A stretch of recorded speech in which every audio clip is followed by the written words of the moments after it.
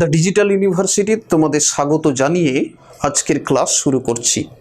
তোমাদের পাঠ্যাংশের অর্থাৎ সাহিত্য সঞ্চয়ন বইয়ের একেবারে শেষ পড়া, শেষ গল্প, নদীর বিদ্রোহ লিখেছেন কে? মানিক বন্দ্যোপাধ্যায়। মানিক বন্দ্যোপাধ্যায়ের অল্প কথাই পরিচয় দিই। মানিক বন্দ্যোপাধ্যায় একজন বিশিষ্ট সাহিত্যিক, কথা সাহিত্যিক। তিনি মার্ক্সীয় দৃষ্টিভঙ্গির দ্বারা প্রভাবিত হয়েছিলেন। 1908 সালে জন্মগ্রহণ করেন, 1956 সালে মারা যান। জন্মগ্রহণ করেছিলেন দুমকায়, বর্তমানে যে বিহারের যে দুমকা, সাঁওতাল পরগনা, দুমকায় জন্মগ্রহণ করেছিলেন। তো মানিক বন্দ্যোপাধ্যায়ের প্রকৃত নাম কিন্তু মানিক নয়। মানিক নামের সাহিত্যে পরিচয়, মানিক নামে সাহিত্য রচনা করেছেন, কিন্তু প্রকৃত নাম হচ্ছে প্রবোধ কুমার সান্যাল। মানিক বন্দ্যোপাধ্যায়ের বিখ্যাত উপন্যাস, তিনি অমর তার সাহিত্য সৃষ্টির মধ্যে অন্যতম, যেমন পুতুল নাচের ইতিকথা এবং পদ্মা নদীর মাঝি। তিনি জীবনে প্রথম অতসী মামি বলে গল্প লিখে তিনি পাঠকদের নজর কেড়েছিলেন। তিনি বিভিন্ন পুরস্কার পেয়েছেন, বিভিন্ন পুরস্কার লাভ করেছেন। তো মানিক বন্দ্যোপাধ্যায় এই যে নদীর বিদ্রোহ গল্পটা লিখেছেন, তার যে সরীসৃপ নামক চতুর্থ গল্প সংকলন ছিল, সেই সরীসৃপ গল্প সংকলনের 9 সংখ্যক গল্প হচ্ছে এই নদীর বিদ্রোহ। তো নদীর বিদ্রোহ, বিদ্রোহ মানে বুঝতে পারছো, নদী বিদ্রোহ করছে, অর্থাৎ কি করছে? নদীর তার যে স্বাভাবিক যে গতি, সেই গতিকে মানুষ বেঁধে দিতে চেয়েছে, যন্ত্র সভ্যতা বেঁধে দিতে চেয়েছে, সেটার বিরুদ্ধে কি করেছে? প্রতিবাদ করেছে তার ভাষাতে। এটাই হচ্ছে নদীর বিদ্রোহ। এর প্রধান চরিত্র, এই গল্পের প্রধান চরিত্র হচ্ছে স্টেশন মাস্টার পেশায় নদের চাঁদ। মনে হতে পারে যে নদের চাঁদ কে নিয়ে এই গল্প, কিন্তু আসল গল্পের যে মূল ভাবনা সেটা কিন্তু নয়। গল্পটির নামকরণ, নদীর বিদ্রোহ নামকরণটি ব্যঞ্জনাধর্মী। এখানে এই গল্পে মানুষের প্রতিনিধি হিসাবে তুলে ধরা হয়েছে নদের চাঁদকে, প্রকৃতির প্রতিনিধি হিসাবে তুলে ধরা হয়েছে নদীকে। এটা ব্যঞ্জনাধর্মী নামকরণ। এখানে দেখানো হয়েছে যে মানুষ, বর্তমান মানুষ প্রকৃতিকে বাঘ মানাতে গিয়ে সর্বনাশকে ডেকে এনেছে। বর্তমান যে যন্ত্র সভ্যতা, মানুষ কি করেছে? যন্ত্র সভ্যতাকে বন্ধু ভেবে, আলিঙ্গন করেছে, বন্ধু ভেবে প্রকৃতির স্বাভাবিকতাকে নষ্ট করেছে। আর প্রকৃতির স্বাভাবিকতাকে নষ্ট করতে উদ্যত হয়েছে। আর তার ফলস্বরূপ কি করছে? সেই সভ্যতায় মানুষকে একসময় ধ্বংসের মুখে নিয়ে যাচ্ছে। তাহলে এখানে মানিক বন্দ্যোপাধ্যায় দেখিয়েছেন যে যন্ত্র সভ্যতাকে আলিঙ্গন করে, বন্ধু ভেবে আমরা কি করছি? প্রকৃতিকে অনবরত ধ্বংস করছি, তার যে স্বাভাবিক ছন্দ সেটাকে নষ্ট করছি। এইটা কি হবে? ভবিষ্যৎ কি হচ্ছে? ধ্বংসের মুখে, আমাদের মানব সভ্যতাকে ধ্বংসের মুখে নিয়ে যাচ্ছে। এটাই এই গল্পে দেখানো হয়েছে। গল্পটা দেখো, নদের চাঁদ, স্টেশন মাস্টার। তো স্টেশন মাস্টারের হলেও তার একটা নদীর প্রতি ভালোবাসা রয়েছে। শৈশবে নদীর ধারে মানুষ, তার নদীটা কেমন ছিল? শৈশবের নদী যেটার সাথে পরিচিত ছিলেন নদের চাঁদ, সেটা হচ্ছে ক্ষীণ স্রোতা, খুবই জীর্ণ শীর্ণ একটা নদী। এই নদীর জন্য তার মায়া হতো। কেমন মায়া? কোনো আত্মীয় মারা গেলে, রুগ্ন হয়ে মারা গেলে যেমন কান্না পাই, এই নদীর জল ক্ষীণ হয়ে গেলে, শুকিয়ে গেলে এই নদের চাঁদের মায়া হতো, কষ্ট হতো। তো একটা বলছে যে নদীর প্রতি যে একটা দুর্বলতা সেটা ছিল।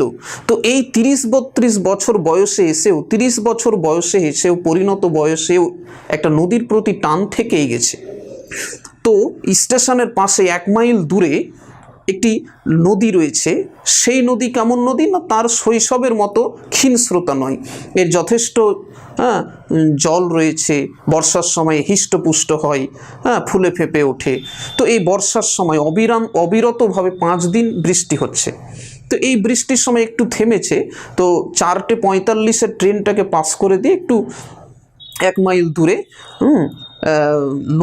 নদীর সাথে একটু নদীকে দেখতে গিয়েছে, যেহেতু নদীর প্রতি ভালোবাসা, এবং নদীকে দেখতে গিয়েছে।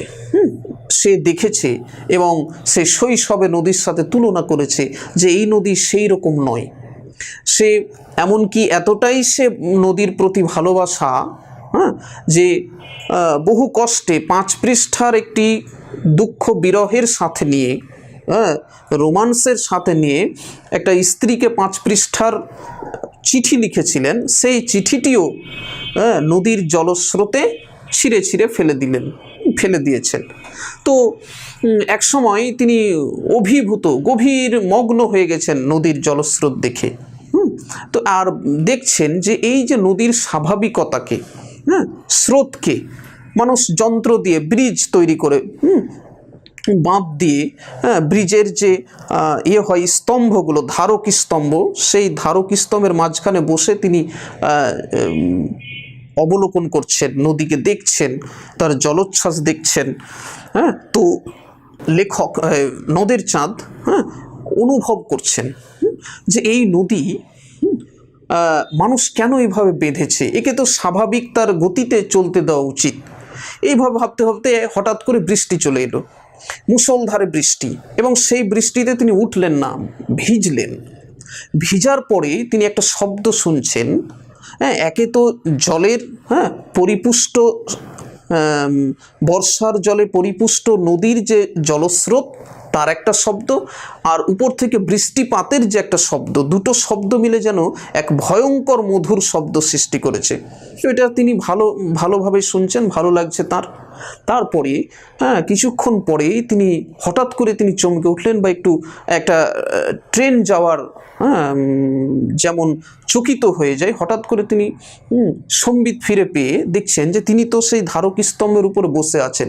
তার ভয় হলো যে এই নদী যদি, যেখানে আর কিছুটাই গেলেই স্পর্শ করা যাবে তার জলকে, সেই নদী যদি হঠাৎ করে ফুলে ফেঁপে রেগে গিয়ে বিদ্রোহ করে উঠে, তাহলে তো তাকে স্রোতে বয়ে নিয়ে চলে যাবে, ভেঙে দুমড়ে মুচড়ে নিয়ে চলে যাবে।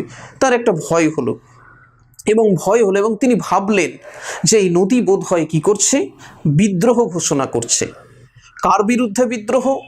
মানুষের বিরুদ্ধে। এই যে মানুষ, নদীর তার যে স্বাভাবিক গতি, তার যে চলার যে ছন্দ, স্বাভাবিক ছন্দ, সেটাকে রোধ করেছে, বাধা দিয়েছে। কিসে? এই যে ধারক স্তম্ভ, ব্রিজ তৈরি করে, কংক্রিট, চুন, সুরকি, ইট, কংক্রিট দিয়ে, পাথর দিয়ে যে বেঁধেছে, তার স্বাভাবিক গতি বাধাপ্রাপ্ত হচ্ছে।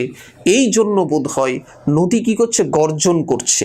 মনে হচ্ছে যেন সে যদি বিদ্রোহ করে, মনে হচ্ছে যেন মানুষের এই যে বাধা, এগুলোকে তোড়ফোড় করে কি করে দিবে, ধ্বংস করে দিবে, স্রোতে ভেঙে দিবে।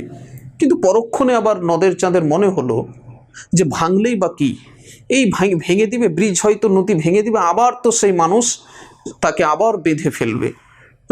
তো এর কিছু করার নেই, মানুষ আবার তাকে বেঁধে ফেলবে। এই ভাবতে ভাবতে ভাবতে তিনি রেল লাইন ধরে হাঁটতে শুরু করেছেন, আবার স্টেশনে ফিরে যাবেন বলে।